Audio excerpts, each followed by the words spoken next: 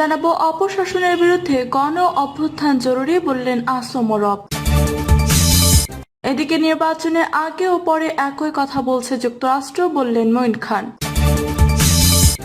জানাবো এত বহিষ্কার তবু উপজেলা নির্বাচনে বিএনপির নেতারা। ভাইয়ের মনোনয়ন ফর্ম জমা দিতে সঙ্গে যাওয়া অতিরিক্ত ডিআইজির বিরুদ্ধে ব্যবস্থা নিতে ইসির নির্দেশ। এবং সর্বশেষ জানাবো উপজেলা নির্বাচনে টাকা দিয়ে ভোট কেনার অভিযোগ প্রার্থীর বিরুদ্ধে। শুনছিলেন সংবাদ শিরোনাম, এবারে বিস্তারিত। অপশাসনের বিরুদ্ধে গণ অভ্যুত্থান জরুরি বললেন আসম রব। জাতীয় সমাজতান্ত্রিক দল জেএসডির সভাপতি আসম আব্দুর রব বলেছেন, অন্যায়ের উপর ভিত্তি করে দাঁড়িয়ে থাকা বর্তমান পরিস্থিতি বা সমাজকে বদলে দিতে হবে। একমাত্র গণ অভ্যুত্থানই সমাজের বিদ্যমান আর্থ সামাজিক ও রাজনৈতিক কাঠামো ভেঙে নতুন যুগের সূচনা করবে। তিনি বলেন, অভ্যুত্থান হবে শুধু নৈরাজ্য বা অনাচারের বিরোধিতার জন্য নয়, অংশীদারিত্বমূলক রাজনৈতিক ব্যবস্থা তথা সামাজিক ন্যায় বিচার প্রতিষ্ঠা করার লক্ষ্যে। তাই আমাদের অভ্যুত্থানের অর্থ বুঝতে হবে ইতিহাসের প্রেক্ষাপটে। তিনি বলেন, সরকারের অবৈধ ক্ষমতা ধরে রাখার চক্রান্ত রাজনীতিতে ভয়ঙ্কর শূন্যতার সৃষ্টি করেছে। অধিকারবিহীন রাষ্ট্র বা সমাজ ক্রমাগত ভয়ঙ্কর হয়ে উঠেছে। ভবিষ্যতে রাষ্ট্র ও সমাজ কোথায় যাবে তা যদি সম্মিলিতভাবে স্বাধীন মনে চিন্তা করতে না পারি, তাহলে তো সেই পথ কখনো বের হবে না। চিন্তার স্বাধীনতা ছাড়া রাষ্ট্রে বা সমাজের নিরাপত্তা থাকে না। নির্বাচনের আগে ও পরে একই কথা বলছে যুক্তরাষ্ট্র বললেন মঈন খান। নির্বাচনে আগে যুক্তরাষ্ট্র যে কথা বলেছিল, নির্বাচনের পরেও একই কথা বলছে বলে দাবি করছেন বিএনপি স্থায়ী কমিটির সদস্য ডক্টর আব্দুল মঈন খান। মঈন খান বলেন, সরকার যদি ভাবে মার্কিন প্রতিনিধি তাদের সঙ্গে এসে কথা বলেছে আর সব সমস্যার সমাধান হয়েছে, তাহলে সরকারের ধারণা ভুল। নির্বাচনের আগে যুক্তরাষ্ট্র যে কথা বলেছিল, নির্বাচনের পরেও সেই কথা বলেছে। তিনি বলেন, বিরোধী দলের নেতাকর্মীদের গ্রেফতার ও আটকের একমাত্র উদ্দেশ্য এদেশের মানুষকে কথা বলতে দেবে না, মানুষকে ভিন্নমত পোষণ করতে দেওয়া হবে না, গণতন্ত্র দেওয়া হবে না। সরকার জানে সুষ্ঠু নির্বাচন দিলে দেশের মানুষ তাদের প্রত্যাখ্যান করবে। এই সরকার সব অধিকার হরণ করেছে জানিয়ে বিএনপির এই নেতা বলেন, তাদের কোনো ভিত্তি নেই। দেশের 97% জনগণ তাদের ভোট দেয়নি, এজন্য সরকার বিরোধী দলের নেতাকর্মীদের উপর নিপীড়ন নির্যাতন চালিয়ে যাচ্ছে। মঈন খান বলেন, সরকার এদেশের রাজনীতি অনেক আগেই ধ্বংস করে দিয়েছে। দেশে আর সুস্থ ধারার রাজনীতি নেই, এখন আছে পরহিংসার রাজনীতি, সংঘাতের রাজনীতি। তিনি বলেন, ভবিষ্যৎ বলে দেবে সরকারের পরিণতি কি হবে। ইতিহাস পর্যালোচনা করলে দেখা যায় স্বৈরাচারী সরকারের কি পরিণতি হয়েছিল। এদেশের সরকারের বেলায় যে ভিন্ন কিছু হবে, এটা কিন্তু ইতিহাস সাক্ষ্য দেয় না। এত বহিষ্কার তবু উপজেলা নির্বাচনে বিএনপি নেতারা। একের পর এক বহিষ্কার করার পরও উপজেলা ভোটের মাঠ থেকে সরানো যাচ্ছে না বিএনপি তৃণমূলের নেতাদের। এই নির্বাচনকে কেন্দ্র করে দলটি এ পর্যন্ত 192 নেতাকে বহিষ্কার করেছে। সংশ্লিষ্ট ব্যক্তিরা বলছেন, এবারে 6ষ্ঠ উপজেলা পরিষদ নির্বাচন ঘিরে শেষ পর্যন্ত বহিষ্কারের সংখ্যা 200 ছাড়িয়ে যাবে। এতে তৃণমূল নেতার বহিষ্কারের ঘটনা এবং এর পরিণতি কি হতে পারে, এই নিয়েও দলে নানা আলোচনা আছে। এবারে উপজেলা পরিষদ নির্বাচন 4 ধাপে হবে। এর মধ্যে 3 ধাপের নির্বাচন 192 জনকে বহিষ্কার করেছে বিএনপি। চতুর্থ ধাপের প্রার্থিতা এখনো বাকি রয়েছে। তবে প্রথম ধাপের নির্বাচনের পর বিএনপি দায়িত্বশীল নেতাদের ধারণা ছিল, এই ধাপে বহিষ্কৃত নেতাদের অধিকাংশই ভোটে পরাজিত হওয়ার কারণে পরবর্তী ধাপের নির্বাচনগুলোতে অনেকে ভোটে থাকবেন না। কিন্তু সেরকম কিছু হয়নি। যদিও প্রথম ধাপের চেয়ে দ্বিতীয় ও তৃতীয় ধাপে দলীয় নেতাদের প্রার্থী হওয়ার সংখ্যা তুলনামূলক কিছুটা কমেছে। বিএনপি নেতারা সেটাকে অসন্তোষজনক মনে করছেন না। এ বিষয়ে বিএনপির একাধিক কেন্দ্রীয় নেতা পর্যবেক্ষণ হচ্ছে, নির্বাচনে এমন অনেক প্রার্থী থাকেন যারা জানেন ভোটে জিততে পারবেন না, তবুও তারা নির্বাচন করেন। তাদের মতে এই প্রার্থিতার দুটি দিক আছে। একটি হচ্ছে নির্বাচন এলেই অনেকে ভোটে দাঁড়াতে চান, তাদের কাছে জয় মুখ্য নয়, প্রার্থী হওয়ার বিষয়টি বড়। অন্যদিকটি হচ্ছে দলীয় সিদ্ধান্তের বিরুদ্ধে গিয়ে অনেকে প্রার্থী হন ব্যক্তিগত স্বার্থে। এখানে সরকারের প্রলোভন থাকে, ভিন্ন রাজনৈতিক উদ্দেশ্য থাকে। বিএনপি নেতৃত্ব মনে করছেন, এই দুই শ্রেণীর নেতাদের কারণে দল লাভের চেয়ে বেশি ক্ষতিগ্রস্ত হয়।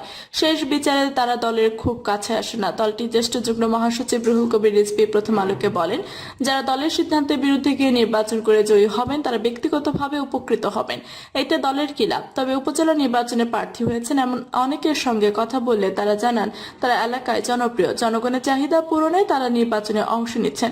এই জন্য দল থেকে বহিষ্কারের খড়গকে তারা খুব একটা আমলে নিচ্ছেন না। তাদের একজন 21 মে দ্বিতীয় ধাপে অনুষ্ঠেয় বান্দরবানের নাইখংছড়ি উপজেলার নির্বাচনে মহিলা ভাইস চেয়ারম্যান পদে প্রার্থী হামিদা চৌধুরী।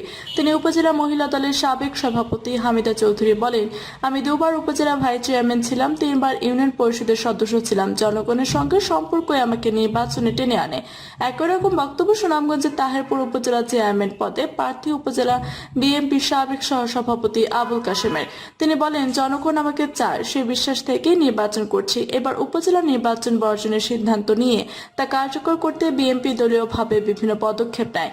এর মধ্যে দলের নেতাদের নির্বাচন থেকে ফেরানোর চেষ্টা অন্যতম। লক্ষ্য, দলের বিভিন্ন পর্যায়ের নেতাদের বিশেষভাবে দায়িত্ব দেওয়া হয় নির্বাচনে অংশ নেওয়া নেতাদের বোঝানোর। একই সঙ্গে নির্বাচনে প্রার্থী হওয়া নেতাদের কাছে দলের জাতীয় স্থায়ী কমিটির একটি চিঠিও পাঠানো হয়। এতে বিস্তারিত ব্যাখ্যা রয়েছে। 7ই জানুয়ারি সংসদ নির্বাচনের পর এখন উপজেলা নির্বাচনে কেন বিএনপি বর্জন করার সিদ্ধান্ত নিয়েছে, পাশাপাশি এই নির্বাচন বর্জনে জনগণকে আহ্বান জানাচ্ছে দলটি। এসব পদক্ষেপ উপেক্ষা করে দলের যারা নির্বাচন করেছেন তাদের বিরুদ্ধে বিএনপি শীর্ষ নেতৃত্ব কঠোর অবস্থান নিয়েছে। বিএনপি কেন্দ্রীয় দপ্তরের তথ্য অনুযায়ী প্রথম ধাপের নির্বাচনে অংশ নেওয়া মোট 80 জনকে বহিষ্কার ও অব্যাহতি দেওয়া হয়। এরপর দ্বিতীয় ধাপে 61 জনকে, সর্বশেষ তৃতীয় ধাপে 51 জনকে বহিষ্কার করে বিএনপি। দ্বিতীয় ধাপে বহিষ্কার হওয়া 61 জনের তালিকায় একজন বরগুনা সদর উপজেলা বিএনপির সাবেক সাধারণ সম্পাদক আব্দুল হালিম। তার মতে, যারা বহিষ্কার হয়েছেন তারা দলের আভ্যন্তরীণ গোতাগুতিতে রয়েছেন। যেখানে দলের স্থানীয় নেতাদের মধ্যে দ্বন্দ্ব নেই, সেখানে বহিষ্কার হয়নি। দল তাকে বহিষ্কার করেছে তা নিয়ে তিনি চিন্তিত নন। তিনি ভালোভাবে নির্বাচন করছেন। বিএনপির হিসাবে দেখা গেছে দ্বিতীয় ধাপে বহিষ্কৃত 61 জনের মধ্যে 26 জন চেয়ারম্যান পদে নির্বাচন করেছেন। কথা বলে জানা গেছে অধিকাংশই ভোটের মাঠেও নানা কারণে স্বস্তিতে নেই, এরপরও তারা থাকছেন ভোটে। মনোনয়ন ফর্ম জমা দিতে সঙ্গে যাওয়া অতিরিক্ত ডিআইজির বিরুদ্ধে ব্যবস্থা নিতে ইসির নির্দেশ। আওয়ামী লীগের কার্যালয়ে গিয়ে ছোট ভাইয়ের দলীয় মনোনয়ন ফর্ম জমা দেওয়ার সময় সঙ্গে ছিলেন পুলিশের অতিরিক্ত উপমহাপরিদর্শক মোহাম্মদ মনিরুজ্জামান। সরকারি চাকরিবিধি অমান্য করে নির্বাচনী কার্যক্রমে অংশ নেয় তার বিরুদ্ধে ব্যবস্থা নিতে স্বরাষ্ট্র মন্ত্রণালয়কে নির্দেশ দিয়েছে নির্বাচন কমিশন। এ সংক্রান্ত চিঠি 13 মে স্বরাষ্ট্র মন্ত্রণালয়ের জননিরাপত্তা বিভাগের জ্যেষ্ঠ সচিবকে পাঠানো হয়। চিঠিতে স্বাক্ষর করেছেন ইসির উপসচিব মিজানুর রহমান। চিঠিতে বলা হয়েছে, ট্যুরিস্ট পুলিশের অতিরিক্ত ডিআইজি মনিরুজ্জামান পোশাক পরে ঝিনাইদহ 1 আসনে নির্বাচন উপলক্ষে একটি রাজনৈতিক দলের কার্যালয় থেকে সম্ভাব্য একজন প্রার্থীর মনোনয়ন ফর্ম সংগ্রহকালে সঙ্গে ছিলেন, যা পত্রপত্রিকা ও গণমাধ্যমে প্রচারিত হয়েছে। ট্যুরিস্ট পুলিশের অতিরিক্ত ডিআইজি মনিরুজ্জামানের উল্লেখিত কার্যক্রম সরকারি কর্মচারী বিধি 1979 লঙ্ঘন বলে চিঠিতে উল্লেখ করা হয়।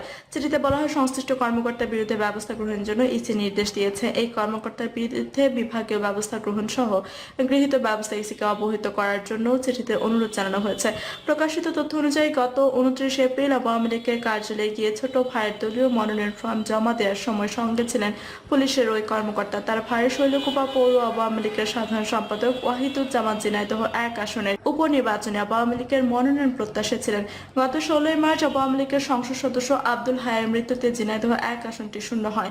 এই আসনে উপনির্বাচন হবে আগামী 5 জুন।